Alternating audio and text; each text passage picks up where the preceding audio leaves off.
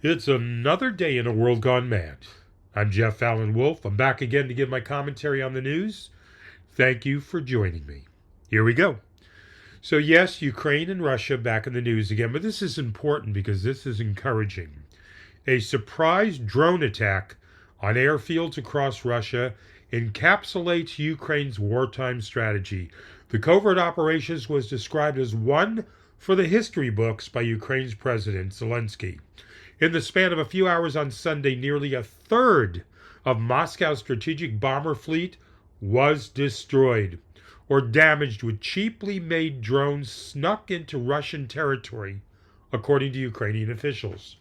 Now, the undertaking by Ukraine's Security Service, codenamed Spiderweb, involved more than 18 months of painstaking planning and great risk. It was personally overseen by Ukrainian President Zelensky. It came to fruition at a time in the three-year-old war when peace talks have failed to deliver the unconditional ceasefire long sought by Kiev, and as Moscow continues to launch record-breaking numbers of drones and missile barrages. The attack on Sunday encapsulates Ukraine's wartime strategy by outnumbered, outgunned, and dependent on Western partners. Ukrainian military planners have sought innovative and cost-effective means to exact Russian losses, often leaning on the element of surprise. Now, Zelensky said 117 drones were used in the operation, in which 4 military airfields were attacked, resulting in the severe damage or destruction of 34% of Russia's fleet of air missile carriers. Now, the complex operation was directed from an office that was next door to an office of the Russian Security Service, the FSB, Zelensky stated, without elaborating on where in Russia it was. Now, executing it involved smuggling in first-person view, or FPV, drones to Russia, where they were placed in wooden containers, which were eventually taken by truck close to the airfields. From there, the drones flew to strike Russia's strategic bombers. Social media footage shared by Russian media on the day of the attack showed drones rising from inside the wooden containers. By the end, over 40 Russian warplanes were severely damaged or destroyed, with cost estimated to be around $7 billion, according to Ukraine's security service. Among the most striking targets was Belaya Air Base in the Siberian region of Irkutsk, over 4,000 kilometers, 2,500 miles away from Ukraine. Russia's defense ministry in a statement confirmed the attacks, saying they damaged aircraft and sparked fires on air bases in the Irkutsk region as well as the Murmansk region in the north. It said strikes were also repelled in the Amur region in Russia's far east and in the western regions of Ivanovo and Ryazan, the ministry said. There was no way to independently verify the claims from either side. Now, strategic aircraft including the A-50, the Tu-95, and the Tu-22M were destroyed in the attack, according to the SBU. Moscow has previously used Tu-95s and Tu-22M long-range bombers to launch missiles at Ukraine, with A-50s are used to coordinate targets and detect air defenses and guided missiles. Ukraine has long hoped to degrade Russia's ability to deploy bombers that launch deadly missile barrages against Ukrainian cities, against which Kiev has limited means to respond. The loss of the planes could reduce Russia's ability to deliver devastating missile barrages against Ukraine. The attack comes right as Moscow has unleashed a record-breaking number of drones and missiles against Ukraine to degrade domestic weapons production capabilities, shatter morale, and consume Kiev's limited quantities of air defense missiles. Often these attacks have also struck civilians. Now, the attack also gives Ukraine a morale boost at a time when peace talks have sputtered and could undermine Russian confidence that it could win the war with ease. It was launched a day before a round of direct peace talks took place in Istanbul on Monday. It also occurred on the same day as Russia launched a record number of 472 drones against Ukraine in yet another barrage. The enemy thought it could bomb Ukraine and kill Ukrainians with impunity and without end, but that is not the case. We will respond to Russian terror and destroy the enemy everywhere, at sea, in the air and on land, said the head of the SBU, Vasyl Maliuk, on Monday. And if necessary, we'll get them from underground too, he added. Despite suffering setbacks and shortcomings on the battlefield throughout the war, Kiev has sought to focus on Russia's rear to cripple and neutralize combat capabilities. Now, Sunday's operation is perhaps the most brazen in a series mounted by Ukraine. In April 2022, Ukraine sank the Moskva, the flagship of Russia's Black Sea Fleet, after striking it with 2 Ukrainian Neptune anti-ship missiles. The sinking marked a major Ukrainian victory in the war. And in October 2022, Ukrainian attack damaged the Kerch Bridge, which links Russia to Moscow-annexed Crimea. The bridge, which holds important strategic and symbolic value, was hit again in July 2023. Now, a year later, in August 2024, Ukrainian forces launched a daring military incursion into Russia's Kursk region, the first time Russian territory was occupied by an invader since World War II. It dealt a humiliating blow to the Kremlin. Russia claimed in April 2025 that it had fully reclaimed the border territory, though Ukraine insists it still has troops present there. Good. Go after Russia deep inside their country. Damage their equipment and their aircraft. I am not, repeat, not in favor of killing civilians, but destroy Russia deep inside. Go, Ukraine. Don't stop. Take out more airplanes. Trump asks the Supreme Court to clear the way for federal downsizing plans. President Donald Trump's administration on Monday renewed its request for the Supreme Court to clear the way for plans to downsize the federal workforce, while a lawsuit filed by labor unions and cities proceeds. The High Court filing came after an appeals court refused to freeze a California-based judge's order halting the cuts, which had been led by the Department of Government Efficiency. Now, by a 2-to-1 vote, a panel of the U.S. Ninth Circuit Court of Appeals found that the downsizing could have broader effects, including on the nation's food safety system and health care for veterans. In her ruling last month, U.S. District Judge Susan Ilston found that Trump's administration needs congressional approval to make sizable reductions to the federal workforce. The administration initially asked the justices to step in last month, but withdrew its appeal for technical legal reasons. The latest filing is one in a series of emergency appeals arguing federal judges had overstepped their authority. Ilston's order rests on the indefensible premise that the president needs explicit statutory authorization from Congress to exercise his core Article II authority to superintend the internal personal decisions of the executive branch. Bullshit from Solicitor General G. Don Sawyer wrote in the new appeal. Donald just doesn't get it. Neither do his supporters and lawyers. You can't call the Supreme Court for every little thing you want support on. Trump believes because he puts some of the members on the Supreme Court, the conservative members, that they'll vote his way every single time, that their decisions will allow him to move forward to further destroy our country.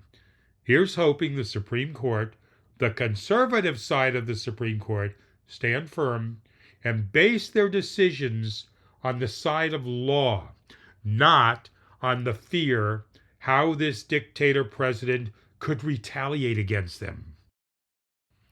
At-home health tests are here, but they aren't always the best option. You can now do self-administered tests for everything from thyroid function to HIV in the privacy of your own home, and that list continues to grow, as the Food and Drug Administration's recently approved the first at-home cervical cancer test. That's right.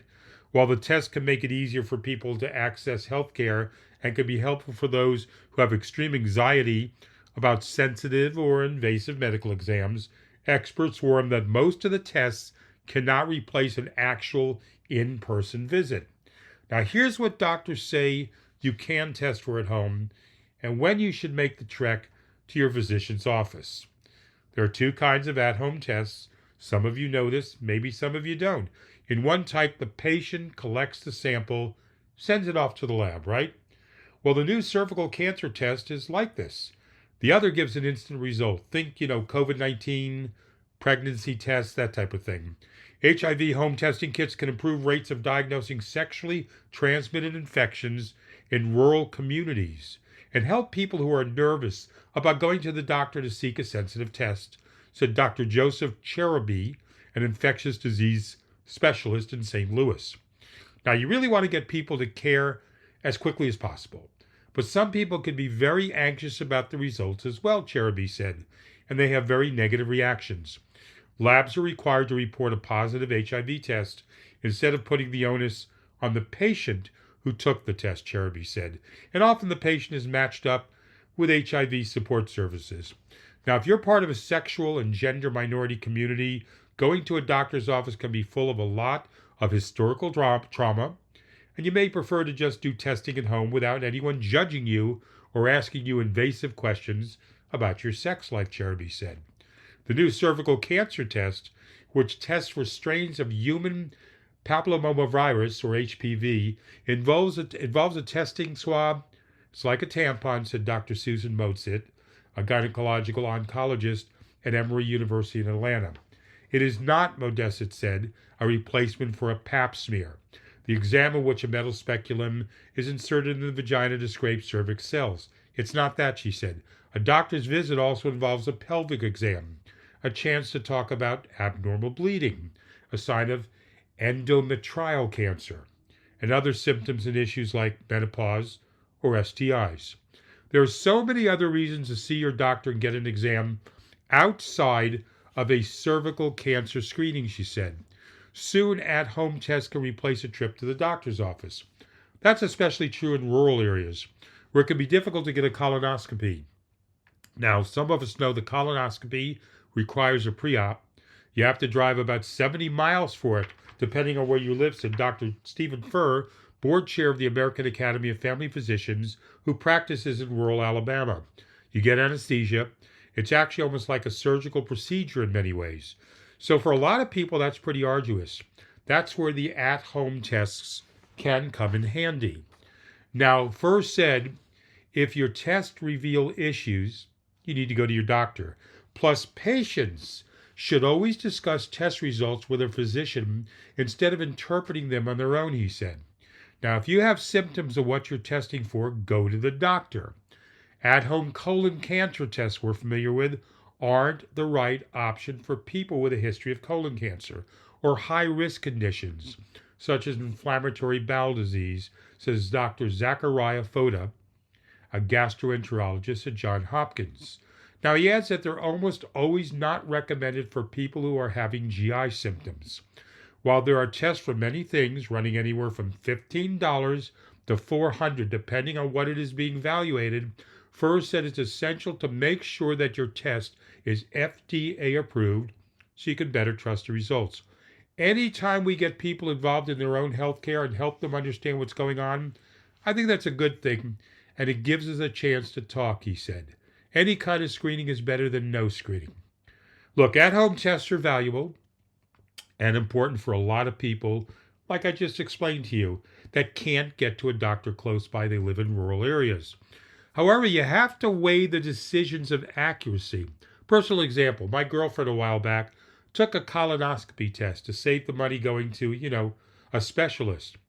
And if you listen to the Cologuard, the company that makes the colon test, and it says in the commercial, test results could be negative, positive, or false positive. That's not very reassuring, is it, people? It can be tall, short, thin, or fat. Doesn't give you a solid feeling of, hey. And the funny thing is, it said she tested positive for colon cancer. Well, she went in to see the doctor. He had to perform the colon, test, screen for colon cancer. Had to pay more money on top of the Cologuard, and she was negative. So I'm not a fan of at-home tests depending on what you're using them for. And finally, with the permission of the Good News Network, an uplifting story for all of you. One of the nation's largest home builders have created a community of entirely wildfire-resilient homes to help reduce homebuyers' risks of loss if another Palisades or Dixie fire comes roaring by. with nothing flammable on the exterior or the roofs and curated desert foliage around the gardens and lawns, the homes aren't necessarily fireproof, but the design of the entire community was informed by identifying and eliminating the most common causes of homes catching fire. Available now, and with some already off the market, KB Homes estimates their price at around $1 million, a price consistent with disaster-proof housing around the country. The Eaton and Palisades fires struck with little warning and launched embers across highways and valleys, setting multiple communities ablaze. The rising risk of wildfires in the rural areas of Southern California comes with rising insurance premiums, which result in rising rents, higher mortgages, etc. In many cases, private insurers are declining to issue new policies for homes in areas at high risk for wildfires. Now, KB Homes' Dixon Trail community in Escondido, California is designed to the Insurance Institute for Business and Home Safety's, IBHS, highest level of protection against direct flame contact, radiant heat, and embers, which helps to meaningfully reduce the likelihood of wildfire spread. The Dixon Trail community will have 64 beautifully designed homes upon completion. It will receive a provisional neighborhood level designation based on its design, confirming that the community has implemented preventative measures to reduce the likelihood of initial ignitions from an approaching wildfire, protect against embers that could spark spot fires, and slow fire spread if ignitions occur.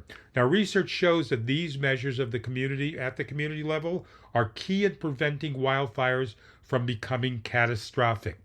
As a model of wildfire resiliency, Dixon Trail has incorporated research-backed mitigation actions into the designs of its home sites, including the installation of Class A fire-rated roofs, non-combustible gutters, upgraded windows and doors, and ember and flame-resistant vents, as well as the creation of a 5-foot non-combustible buffer around structures.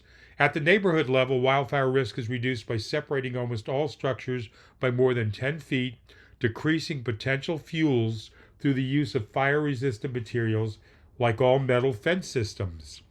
With fire becoming an increasingly common threat in the West, it's crucial to reconsider how we construct communities in fire-prone regions, said IBHS CEO Roy Wright.